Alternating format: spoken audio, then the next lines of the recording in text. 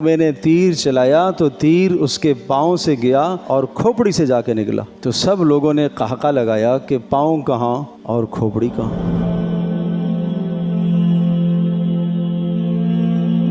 وہ ایک بادشاہ تھا، تو اس نے ایک واقعہ اپنا سنایا۔ کبھی کبھی ایسی بات نکل جاتی ہے بادشاہ کی زبان سے بھی۔ تو بادشاہ صاحب نے واقعہ سنایا کہ میں شکار کھیلنے کے لیے گیا اور میں نے ایک ہرن پر تیر چلایا، اور ایسا میں نشانہ باز ہوں، ایسا ہوں، ویسا ہوں۔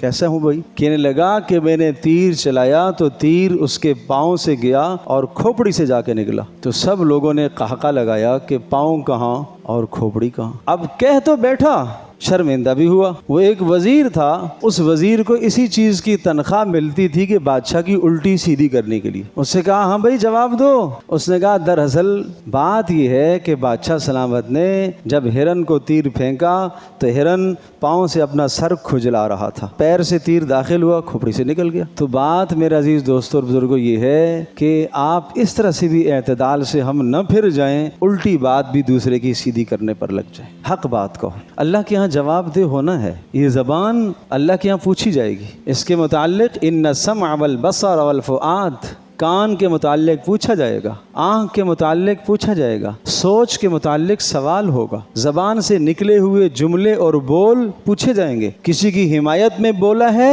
پوچھا جائے گا کیا دلیل ہے آپ کے پاس۔ کسی کی مخالفت اور کسی کی برائی میں آپ نے جو جملہ بولا ہے، قیامت کے دن پوچھے جاؤ گے، پلسرات پر کھڑے کر دیے جاؤ گے۔ جب تک جو کسی پر الزام تھوپا ہے اس الزام کا جواب نہیں دے گا بندہ، اس کو پلسرات سے آگے نہیں جانے دیا جائے گا۔